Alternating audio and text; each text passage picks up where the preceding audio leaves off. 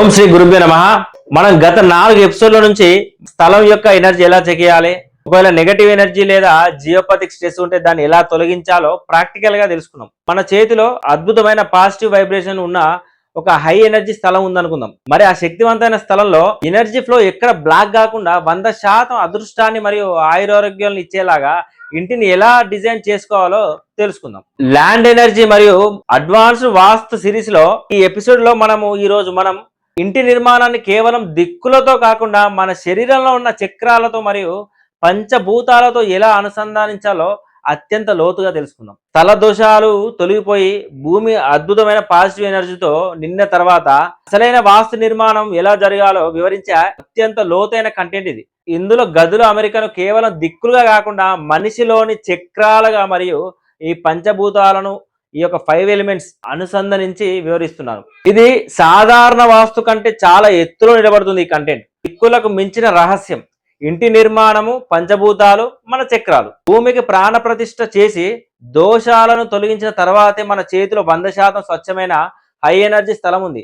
ఈ శక్తిని ఒక రిజర్వాయర్ లాగా నిల్వ చేసి ఆ ఇంట్లో ఉండే వాళ్ళంతా కూడా నిరంతరం పంపిణీ చేసే పాత్రే ఈ యొక్క ఇల్లు. ఆ ఇంటిని ఎలా పడితే అలా కాకుండా పంచభూతాలను అంటే భూమి గాని, నీరు గాని, అగ్ని గాని, వాయువు గాని, ఆకాశం ఇవన్నిటిని బ్యాలెన్స్ చేస్తూ నిర్మించినప్పుడే ఆ ఎనర్జీ కరెక్ట్ గా మన శరీరంలోకి ప్రవహిస్తుంది. ఇంటిని కేవలం దిక్కుల ద్వారా కాకుండా మన శరీరంలోని ఎనర్జీ సెంటర్స్ చక్రాలతో అనుసంధానించి ఎలా నిర్మించుకోవాలో చూద్దాం. సో ఫస్ట్ చూసుకుంటే మనము భూమి మూలకం, ఎర్త్ ఎలిమెంట్ నైరుతి దిక్కులో మనకు స్టార్ట్ అవుతుంది ఎర్త్ ఎలిమెంట్. సో ఒక ఫ్లాట్ తీసుకుంటే కనుక ఒక ఫ్లాట్ లో ఎగ్జాంపుల్ ఇక్కడ మనం చూసుకుంటే కనుక ఇది తూర్పు అనుకుందాం, ఇది పడమర, ఇది నార్త్, ఇది సౌత్.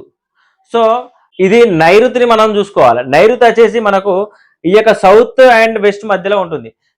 దక్షిణ పడమర మధ్యలో ఉండే నార్త్ ఈ యొక్క నైరుతిని మనము భూమి మూలకంగా చెప్పుకుంటాం, సౌత్ వెస్ట్.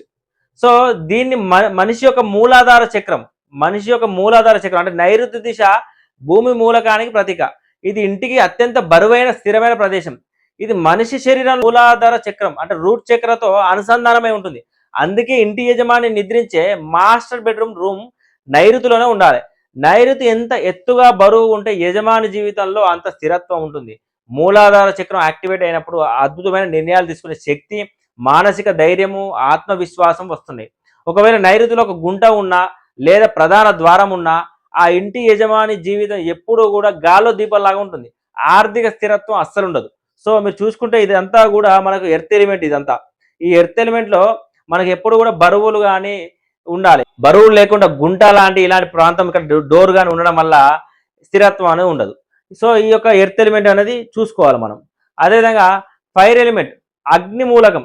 అగ్ని మూలకం వచ్చేసి మనకు ఆగ్నేయం, సౌత్ ఈస్ట్ అంటే మనకి ఈ యొక్క తూర్పు నుంచి దక్షిణ మధ్యలో ఉండే ఈ యొక్క ప్లేస్ ని మనము ఫైర్ ఎలిమెంట్ అంటాం. సో ఆగ్నేయం అనేది అగ్నికి స్థానం. ఇది మనిషిలోని మణిపూరక చక్రం, సోలార్ ప్లెక్సస్ చక్రతో కరెక్ట్ అయి ఉంటుంది. ఈ చక్రము మన జీర్ణ వ్యవస్థకు సంపద సృష్టికి కేంద్రం ఇది. అందుకే వంటగది, కిచెన్ ఖచ్చితంగా ఆగ్నేయంలోనే ఉండాలి. అక్కడ వండిన ఆహారం తీసుకునేటప్పుడు ఇంట్లోని వారి ఆరోగ్యంతో పాటు డబ్బు సంపాదించాలనే కసి, ఆ ఫైర్ అనేది పెరుగుతుంది. ఆగ్నేయంలో నీళ్ళ ట్యాంక్ ఉన్నా లేదా బాత్రూమ్ ఉన్న అగ్ని నీరు ఘర్షణ పడి ఇంట్లో ఆడవారికి గర్భాశయ లేదా జీర్ణ సంబంధిత వ్యాధులు రావచ్చు. చేతికి వచ్చిన డబ్బు కాలిపోవడము, నీరులో వేసినట్టు వృధా అయిపోవడము, వృధా ఖర్చులు అనేది జరుగుతాయి. సో ఈ ఫైర్ ఎలిమెంట్ కూడా మనం చూసుకోవాలి. ఇవన్నీ అగ్నితత్వం అంటే అగ్ని మాత్రమే ఉండాలి అక్కడ. మనకి ఇక్కడ నీటికి సంబంధించిన వస్తువులు ఎక్కడా కూడా ఉండొద్దు. సో ఇది కూడా మనము చూసుకోవాలి ఫైర్ ఎలిమెంట్. అదేవిధంగా పంచభూతాలలో మూడోది వాటర్ ఎలిమెంట్, జలమూలకం. ఇది నార్త్ ఈస్ట్, ఈశాన్యం, ఆగ్నేయ చక్రం కిందికి మనకు మనిషి లోపల కనిపిస్తుంది. సో ఇక్కడ ఈ యొక్క వాటర్ ఎలిమెంట్ వచ్చేసి మనకు తూర్పుకు మరియు నార్త్కు మధ్యలో ఈ మొత్తం కూడా మనము జలమూలకానికి ప్రతీక. ఇది అద్భుతమైన కాస్మిక్ ఎనర్జీ ఇంట్లోకి ప్రవేశించే ద్వారం. ఇది మన 2 కనుబొమ్మల మధ్య ఉండే ఈ యొక్క ఆగ్నేయ చక్రం, థర్డ్ ఐ చక్రతో ముడిపడి ఉంటుంది. అందుకే ఈశాన్యం ఎప్పుడు తేలికగా, శుభ్రంగా, బరువు లేకుండా ఉండాలి. పూజ గదికి, అండర్ గ్రౌండ్ వాటర్ సంపుకి ఇది సరైన స్థానం. ఈశాన్యం ఎంత పవిత్రంగా ఉంటే ఇంట్లోని వారు అంత అద్భుతమైన విజన్ అంటే దూరదృష్టి, బుద్ధి బలము మరియు ప్రశాంతత ఉంటాయి. అదేవిధంగా ఈశాన్యంలో బాత్రూమ్ ఉన్నా, మెట్లు ఉన్నా ఆ ఇంట్లో వాళ్ళ ఆలోచన విధానం మొద్దుబారిపోయి ఏ పని కూడా ముందుకు సాగదు. సో మనము ఈ యొక్క వాటర్ ఎలిమెంట్ని మనము ఈ యొక్క థర్డ్ ఐ చక్రతో కూడా మనం పోల్చుతాం. అంటే మనం మనిషి యొక్క థర్డ్ ఐ చక్ర కూడా డిస్టర్బ్ అయ్యే అవకాశం ఉంటుంది. సో అదేవిధంగా నెక్స్ట్ వచ్చేసి ఎయిర్ ఎలిమెంట్, వాయు మూలకం. వాయవ్య దిక్కున ఇది ఉంటుంది, నార్త్ వెస్ట్. దీన్ని అనాహత చక్రం అనేది మనం దీని ద్వారా చూసుకోవచ్చు. వాయవ్యం అనేది గాలికి ప్రతీక. గాలి ఎప్పుడు ఒకే చోట స్థిరంగా ఉండదు, ప్రవహిస్తూనే ఉంటుంది. ఇది మన గుండె దగ్గర ఉండే అనాహత చక్రం, హార్ట్ చక్రంతో కనెక్ట్ అవుతుంది. దీనివల్ల మనకి ఇప్పుడు ఇది వాయువ్యం అనేది నార్త్కు పడమర మధ్యలో ఈ యొక్క ఎలిమెంట్ అనేది ఉంటుంది. సో 4 దిక్కుల 4 ఎలిమెంట్ అనేవి వచ్చేసినాయి.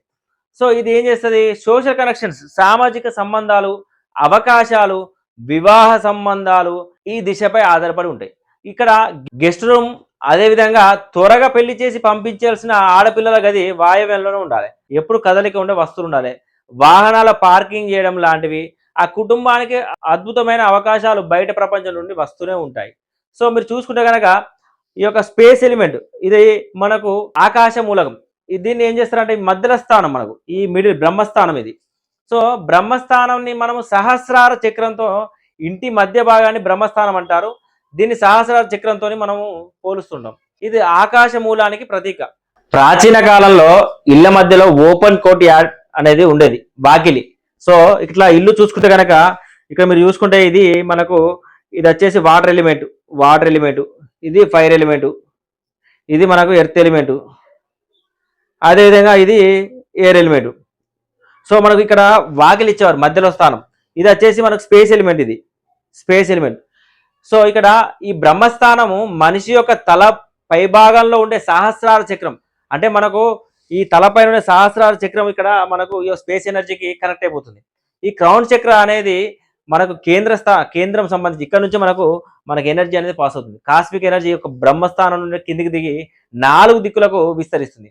అంటే ఈ యొక్క ఎనర్జీ నుంచి ఒక ఎనర్జీ స్పేస్ నుంచి వెళ్ళి ఈ యొక్క 4 దిక్కులకు వెళ్ళి ఈ ఎనర్జీ అనేది వెళ్ళిపోతుంది, కాస్మిక్ ఎనర్జీ. అందుకే ఇంటి మధ్యలో ఎప్పుడు కూడా ఎలాంటి పిల్లర్స్, గోడలు లేదా బరువైన ఫర్నిచర్స్ అస్సలు ఉండకూడదు. బ్రహ్మస్థానం ఎంత ఖాళీగా ఉంటే ఆ ఇంట్లో ప్రాణవాయువు మరియు ఎనర్జీ ఫ్లో అనేది అంత అద్భుతంగా సాగుతుంది. సో ఈ విధంగా మనము బ్రహ్మస్థానం కానీ ఈశాన్యం కానీ ఎటువంటి బరువులు ఉంచుకోకుండా చూసుకోవాలి. వాస్తు అంటే కేవలం గోడలు, గుమ్మాలు కాదు. ఈ విశ్వంలో ఉన్న పంచభూతాలను కూడా మన శరీరంలో ఉన్న పంచభూతాలకు అనుసంధానం చేసి ఒక అద్భుతమైన ఎనర్జీ ఇంజనీరింగ్ ఇది. ల్యాండ్ ఎనర్జీ పర్ఫెక్ట్గా ఉండి దానికి తోడు మీ ఇంటి డిజైన్కి పంచభూతాలు అనుకూలంగా ఉంటే ఆ ఇల్లు ఒక దేవాలయంగా మారుతుంది. ఆ ఇంట్లో ఉండే వాళ్ళు సిరి సంపదలతో, ఆయురారోగ్యాలతో వరదిల్లుతారు.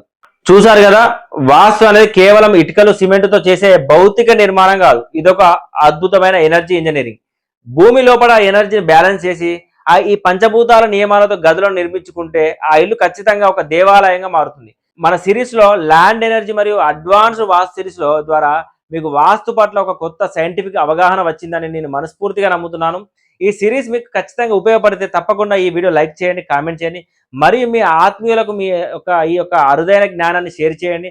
మరిన్ని అద్భుతమైన విషయాల కోసం మన ఛానల్ని సబ్స్క్రైబ్ చేసుకోండి.